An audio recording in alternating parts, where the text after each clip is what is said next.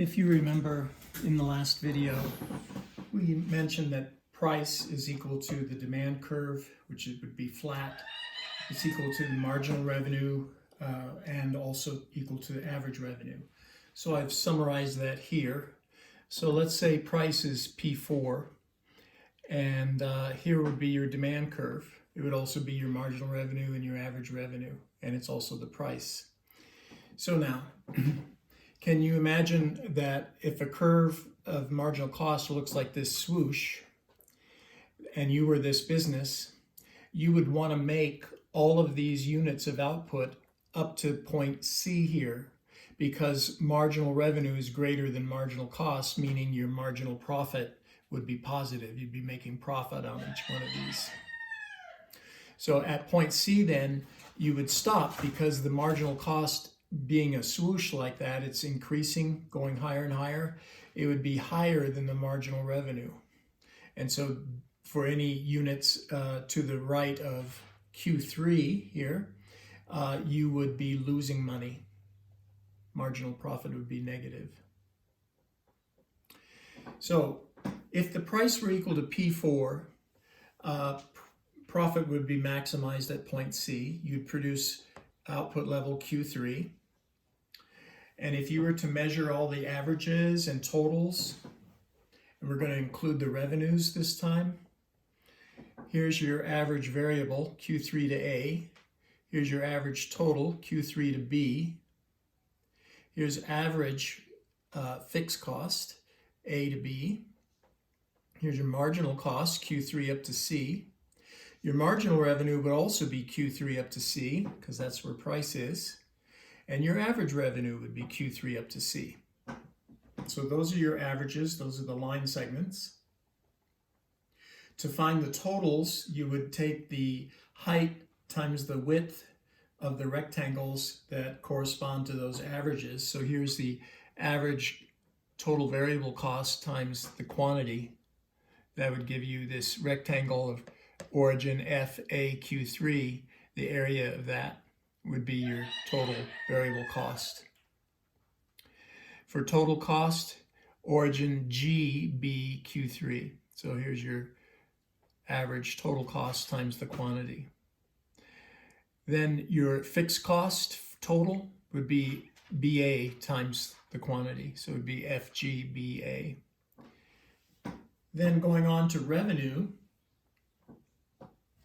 your total revenue would be the price that you sold at times the quantity you sold. So the price is Q3 up to C, and the quantity you sold is origin to Q3. So that would make a rectangle of origin P4, C, Q3. Right there. Then your profit for this firm would be the difference between these two rectangles. Here's total cost and total revenue. So if you subtracted total cost from total revenue, that would give you your total profit. So that would be the difference between these two rectangles. The neat thing about this technique is that the rectangles stack on top of each other, so you can subtract them easily. So if you subtracted the total cost rectangle from the total revenue, you'd get this top layer here, GP4CB.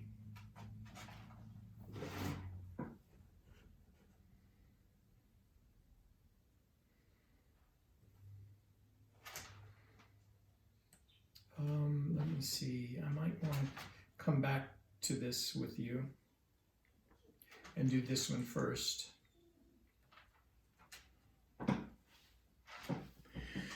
So in that last diagram, we had profit being made. And if you remember, this is a competitive industry, so there aren't any barriers to entry or exit.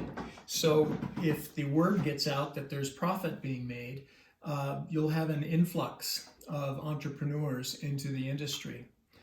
And when you have that, your demand and supply for the industry will react. So the supply curve will shift to the right when you have more producers.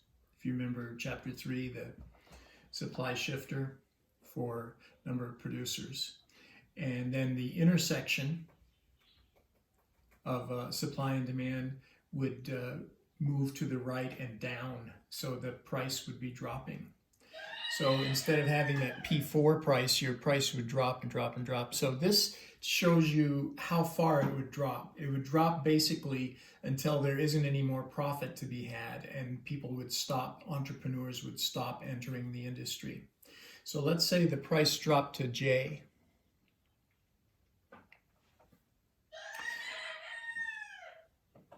Price is average revenue, it's marginal revenue, it's the demand curve. So there's your demand curve from J to G.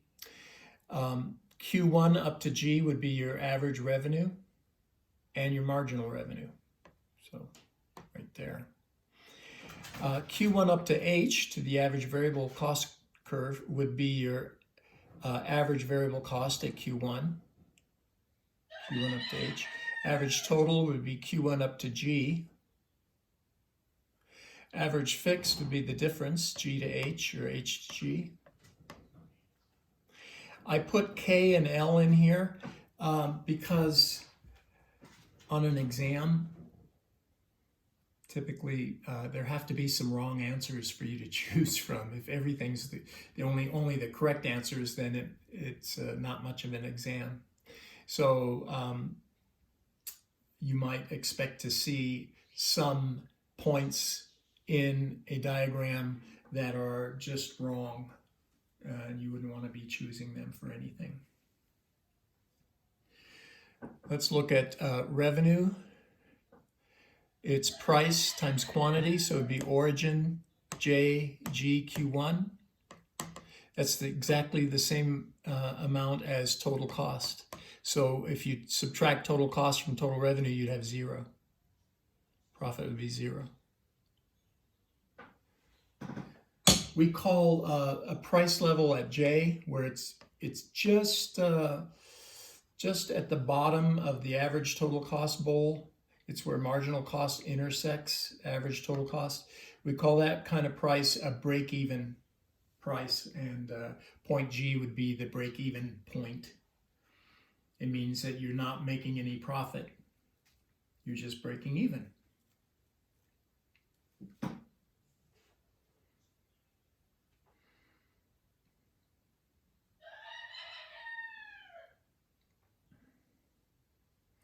Now I'd like you to try a little bit lower price. Let's say that price drops below what J was in the prior graph, where it was right there at the intersection of marginal cost and average total cost. So it's a little bit lower, P3, say. I want to show you what happens there.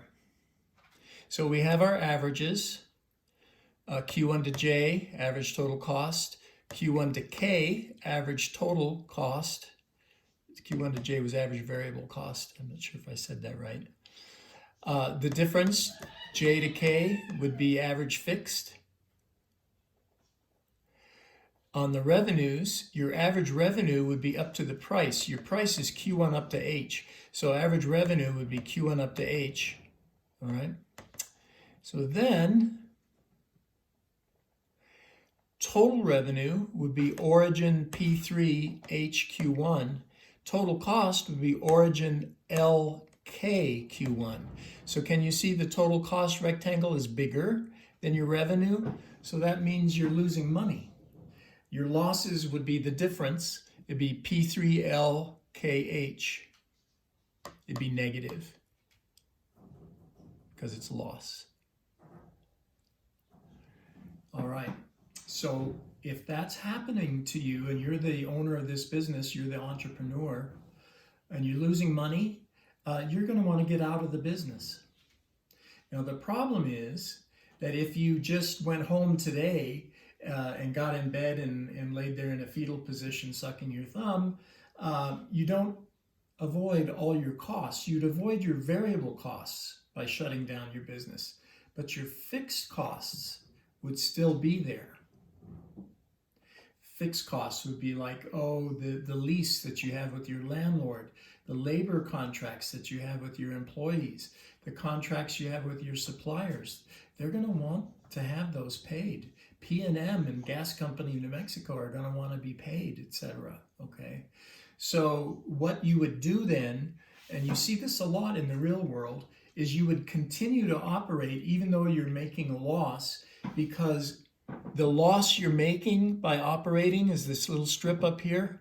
It's smaller than if you were to shut down and just pay your fixed costs. See the fixed cost rectangle, total fixed cost, GLKJ, is bigger than the loss of the profit P3LKH. And then over time, you would try to get out of these fixed costs. These basically, most of it would be fixed contracts. And so for your lease with your landlord, you try to go month to month. With workers, you try to go, maybe week by week or something like that. Give them 2 weeks notice when you're going to lay them off. I don't know if you've ever been laid off without any notice, but it's tempting for these businesses to say, okay, well, I'm just going to treat my workers as if there's no contract and I'm just going to fire them all this afternoon. I don't know if that's ever happened to you, but it's happened to quite a few people. It's not very nice to have it happen. That eliminates the fixed cost aspect of the labor. So you can see the temptation for the owner is they're going to save a bunch of money. Now, when your fixed costs go away and they become variable, you're going to shift them to variable. The average variable cost rises up. The total cost doesn't so much, but the average variable does. So that the difference between them becomes smaller and smaller. And if you can get it to be smaller than this loss here, you'd go ahead and shut down immediately. So if the price is anywhere in between J and K, you would continue, actually, if this between this point where the marginal cost intersects the bottom of the average variable cost bowl shape. If it's in between these two prices, you continue to operate and you try to get rid of your fixed costs. That's why you see businesses continuing to operate for a while, even though they're going out of business and they know they're going out of business, but they continue to operate for a while, a few weeks anyway, because they're doing this kind of thing. Things have to get really bad really fast for them to shut down immediately. I've seen that happen, but it doesn't happen too often. So if we go back up to this graph that we passed by, let me split the screen here so we can keep that graph in view.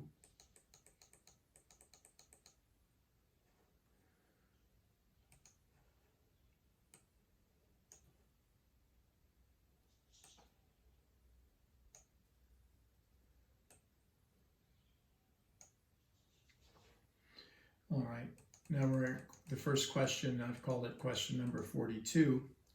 At what price will this firm break even? Okay, they would break even at point G, so that would be price P2.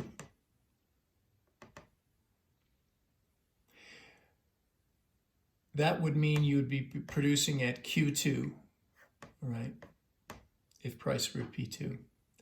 Now, if price were P4, you'd be producing at Q3. Do you remember the profit maximizing rule? Produce where marginal revenue equals marginal cost, so it'd be the intersection of your price and your marginal cost, because price is marginal revenue, so it'd be point C. So if you're producing at Q3, because price is P4, you would produce at Q3. Which line segment would be average variable cost, average total cost, average fixed cost? So the answers for that, average total, Q3 up to B. Average variable, Q3 up to A. Average fixed, the difference, A to B. All right, let's look at a few more of these questions. Number 47, what line segment would be average revenue? At P4, it'd be Q3 up to C.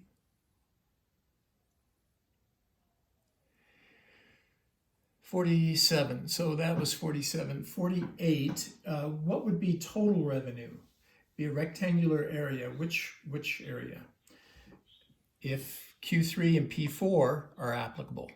So that would be origin up to P4, C down to Q3. Total cost, origin up to, right there, up to P3, B, Q3. That rectangle. And then question 50, what would be your total profit? Be the difference. Okay. What would be your break-even point, G? Your shutdown point would be where Q1 is right here. I don't have it labeled as a point. It would be that. If price drops below that and you get down into here, well, then you'd shut down immediately because your losses would be less than your fixed cost if you shut down right away. Let's remove the split. Okay. And we've got one more, I think, here to look at.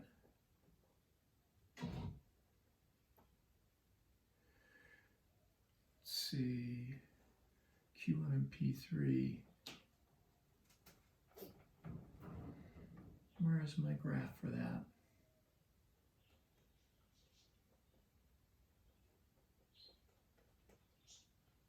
Q1 and P3, is it referring to this one? Yeah, it is. It's referring to this one.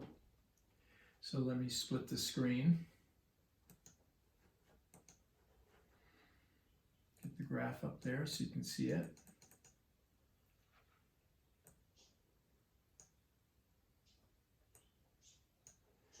And then